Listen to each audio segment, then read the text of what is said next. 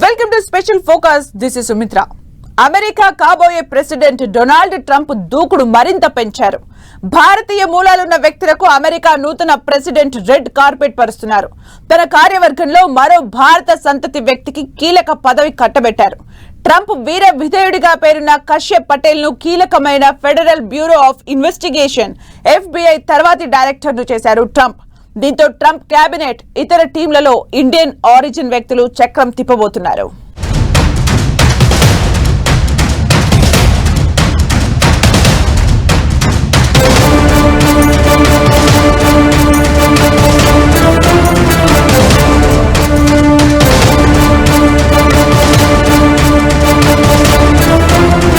అమెరికాలో భారత సంతతి వ్యక్తులకు ట్రంప్ కార్యవర్గంలో కీలక పదవులు దక్కుతున్నాయి. అమెరికా నూతన అధ్యక్షుడిగా ప్రమాణ స్వీకారానికి ముందే డొనాల్డ్ ట్రంప్ తన అడ్మినిస్ట్రేషన్ టీంను స్ట్రాంగ్ చేసుకుంటున్నారు.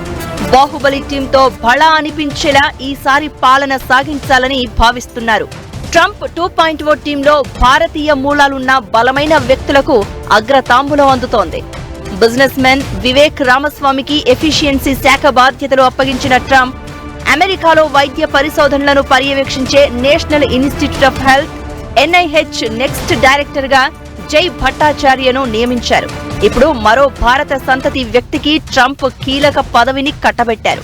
కశ్యప్ పటేల్ ను federal Bureau of investigation FBI next director గా నియమించారు. వీళ్లంతా అమెరికాలో రానున్న ట్రంప్ ప్రభుత్వంలో కీలకంగా వ్యవహరించబోతున్నారు.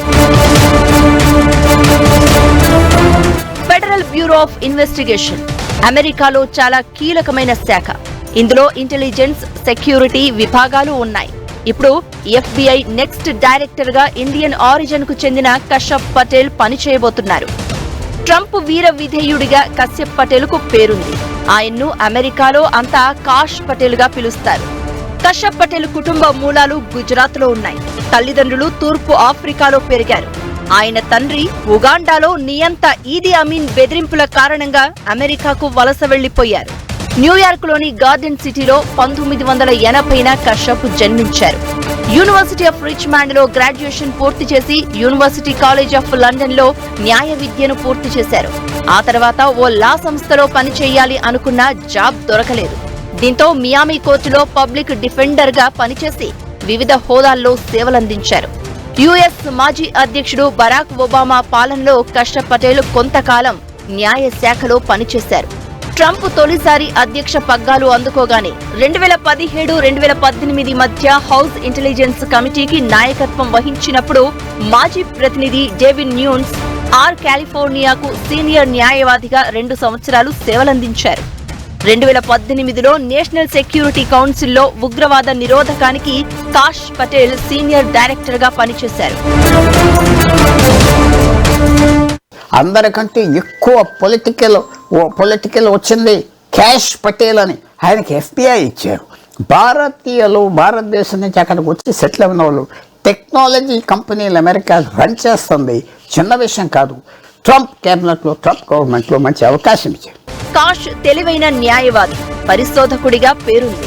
ఇదే విషయాన్ని ట్రంప్ తన సోషల్ మీడియా ప్లాట్ఫామ్ ట్రూత్ లో ప్రశంసించారు. అమెరికాలో అవినీతి నిర్మూలనకు, న్యాయాన్ని గెలిపించేందుకే కాష్ నిరంతరం శ్రమిస్తున్నారని, అమెరికా ప్రజలకు అండగా నిలిచారు అన్నారు. కాష్ పటేల్ అపాయింట్మెంట్ తో FBIకి పూర్వ వైభవం తీసుకొస్తామని భరోసాగా ఉన్నారు ట్రంప్. అమెరికాలో క్రైమ్ రేట్ చాలా ఎక్కువ, క్రిమినల్ గ్యాంగులు కూడా ఎక్కువే. దీనికి తోడు కెనడా, మెక్సికోల నుంచి నిత్యం డ్రగ్స్, మాదక ద్రవ్యాలు పెద్ద ఎత్తున సరిహద్దులు దాటి స్మగ్లింగ్ అవుతూ ఉంటాయి. అక్రమ వలసదారులు కూడా ప్రతి ఏటా పెరుగుతున్నారు.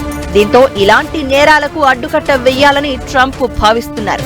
అందుకే కీలకమైన federal Bureau of investigation director గా కాష్ పటేల్ ని ఏరికోరి ఎంపిక చేశారు. అంతకుముందు కాష్ పటేల్ రక్షణ మంత్రిత్వ శాఖలో చీఫ్ ఆఫ్ స్టాఫ్ గా, నేషనల్ ఇంటెలిజెన్స్ లో డిప్యూటీ డైరెక్టర్ గా, ట్రంప్ మొదటి టర్మ్ లో నేషనల్ సెక్యూరిటీ కౌన్సిల్లో యాంటీ టెర్రరిజం ప్రోగ్రాంల సీనియర్ డైరెక్టర్ గా పనిచేశారు. కాష్ పటేల్ 2013లో వాషింగ్టన్ లోని న్యాయ శాఖలో చేరారు. అక్కడ 3 ఏళ్ల తర్వాత 2016లో నిఘా వ్యవహారాలకు సంబంధించిన స్టాండింగ్ కమిటీలో పటేల్ ఉద్యోగిగా నియమితులయ్యారు. ఈ విభాగానికి చీఫ్ గా ట్రంప్నకు దగ్గర మిత్రుడు డేవిడ్ న్యూన్స్ ఉండేవారు. ట్రంప్ అధ్యక్షుడిగా ఉన్నప్పుడు జో బైడెన్ కొడుకు సమాచారాన్ని సేకరించడానికి 2019లో యుక్రెయిన్ పై ఒత్తిడి తెచ్చారు. దీంతో ఆయనపై విపక్షాలు ఆగ్రహం వ్యక్తం చేశాయి. చట్టపరమైన చిక్కుల్ని తొలగించడానికి ఆ సమయంలో ట్రంప్ న్యాయ సలహాదారుల బృందాన్ని ఏర్పాటు చేశారు. అందులో కాష్ కూడా ఒకరు. అలా ట్రంప్నకు దగ్గరయ్యారు కశ్యప్ పటేల్. 2019లో ట్రంప్ అడ్మినిస్ట్రేషన్ లో చేరిన తర్వాత కాష్ పటేల్ పేరు మార్మోగింది. ట్రంప్ కోసం ఏమైనా చేసే వ్యక్తిగా ఆయనకు పేరుంది. దీంతో చాలా మంది కాష్ పటేల్ అంటే భయపడి చచ్చేవాళ్లు. Kash Patel national intelligence director కు సీనియర్ అడ్వైజర్ గా ఉన్నప్పుడు 17 ఇంటెలిజెన్స్ ఏజెన్సీల పనితీరును క్షుణ్ణంగా చూశారు. చాలా ముఖ్యమైన మిషన్స్ లో భాగస్వామ్యమయ్యారు.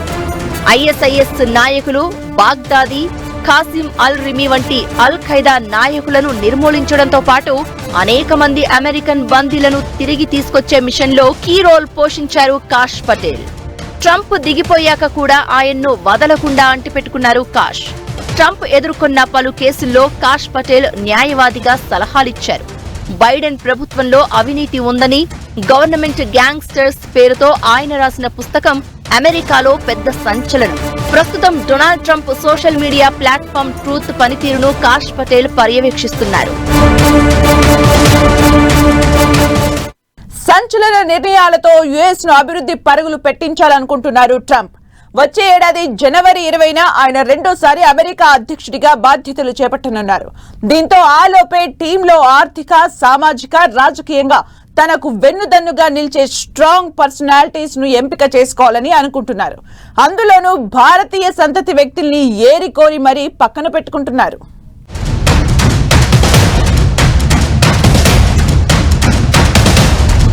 కొత్త అధ్యక్షుడు ట్రంప్ దూకుడు మామూలుగా లేదు.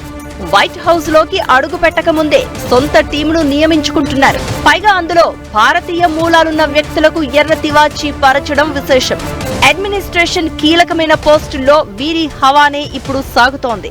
ఇప్పటికే భారత సంతతి వ్యాపారవేత్త వివేక్ రామస్వామి ట్రంప్ టీంలో టెస్లా అధినేత ఎలన్ మస్క్ తో పాటు department of government efficiency DOGE సారథులుగా ఎంపికయ్యారు. డోజ్ సారథిగా వివేక్ తనపై పెట్టిన బాధ్యతల్ని నిబద్ధతతో నిర్వర్తిస్తున్నారు. ఏటా ప్రభుత్వం ఖర్చు పెడుతున్న $6.5 ట్రిలియన్ దుబారా, అవినీతిని అరికట్టాల్సిన అవసరముందని వివేక్ రామస్వామి, ఎలన్ మస్క్ ఇప్పటికే స్పష్టం చేశారు. తమ హయాంలో దుబారాకు బ్రేక్ వేస్తామన్నారు. 168 లక్షల కోట్ల డబ్బును ఆదా చేస్తామన్నారు. అంతేకాదు అక్రమ వలసలు, ఫేక్ జాబ్స్ ను పీకి పడేస్తామని కుండబద్దలు కొట్టారు. ప్రభుత్వం నుంచి $1 వృధా అయినా ఊరుకోబోమన్నారు. అన్నట్లే అక్రమ వలసదారులకు విడిదిగా న్యూయార్కులో పాకిస్తాన్ ప్రభుత్వానికి చెందిన రూజ్వెల్ట్ అనే హోటల్కు లోకల్ గవర్నమెంట్ చేస్తున్న ఖర్చును తప్పుపట్టారు. 19 అంతస్తులు, 1200 గదులున్న ఈ హోటల్ను అక్రమ వలసదారుల అడ్డాగా మార్చేశారు. న్యూయార్క్ స్థానిక ప్రభుత్వం దీనిపై 1860 కోట్ల రూపాయలు ఖర్చు చేయడాన్ని తీవ్రంగా తప్పుపట్టారు. ఇంకా బాధ్యతలు తీసుకోకముందే ఇలా ఉంటే నెక్స్ట్ పవర్ చేతికొచ్చాక ఏ రేంజ్ లో ఉంటుందో అని అంతా అనుకుంటున్నారు. డోజ్ చాలా కీలకమైన డిపార్ట్మెంట్. ప్రభుత్వ పాలనను మెరుగుపరచడం, ఎక్కడ ఏది అవసరం, ఏది అనవసరం గుర్తించడం, వృధా ఖర్చులను నివారించడం గవర్నమెంట్ ఎఫిషియన్సీ శాఖ చేసే పని. పిట్ట కొంచెం కూత ఘనమన్నట్లు 39 ఏళ్ల వివేక్ రామస్వామికి అమెరికా ఆర్థిక విధానాలు, ఫెడరల్ బ్యూరోక్రసీ, బయోటెక్నాలజీ రంగాలపై విశేషమైన అవగాహన ఉంది. ఇప్పుడిలా అమెరికా నూతన పాలసీల రూపకల్పనలోనూ వివేక్ రామస్వామి కీలకం కాబోతున్నారు.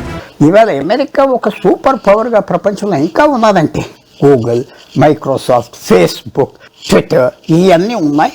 దానికంతా ఫీచ్ చేసేది భారతీయులు అని అర్థం చేసుకుని వాళ్ళ సీరియస్ సిటిజన్స్ ఇక్కడ గొడవలు ఏం చేయరు, మొదలుకెళ్దామని చేస్తున్నారు అని వాళ్ళకి ఇంపార్టెన్స్ ఇచ్చి ట్రంప్ క్యాబినెట్లో, ట్రంప్ గవర్నమెంట్లో మంచి అవకాశం ఇచ్చారు.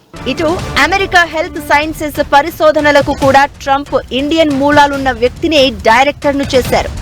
National Institute of health NIH director గా డాక్టర్ జె భట్టాచార్యను ఎంపిక చేశారు. భట్టాచార్య 1968లో కోల్కతాలో జన్మించి అమెరికా వెళ్లారు. కోవిడ్ సమయంలో జో బైడెన్ ప్రభుత్వ పాలసీని తీవ్రంగా విమర్శించారు. ట్రంప్ కు దగ్గరయ్యారు. మన దేశంలో డాక్టర్లకు యుఎస్ లో మంచి పేరుంది. మెడికల్ సైన్సెస్ అనేది అక్కడ చాలా కీలకమైన బలమైన విభాగం. అందులో పరిశోధనలు చేసే మొత్తం 27 సంస్థలున్నాయి. వాటన్నింటికీ NIH నుంచే నిధుల్ని కేటాయిస్తారు.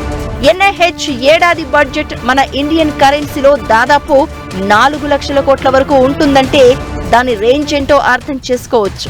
స్టోన్ఫర్డ్ యూనివర్సిటీ మెడికల్ సైన్సెస్ ప్రొఫెసర్ గా ఉన్న భట్టాచార్యను దీనికి అధిపతిని చేయడం ద్వారా అటు వైద్య ఆరోగ్య రంగంలో అమెరికాను తిరుగులేని శక్తిగా మార్చాలి అనేది ట్రంప్ ఆకాంక్ష. Federal Bureau of Investigation, DOGE, National Institute of Health ఇలా అత్యంత కీలకమైన శాఖల్లో భారత సంతతి వ్యక్తులు తమ సత్తాను నిరూపించుకుంటున్నారు.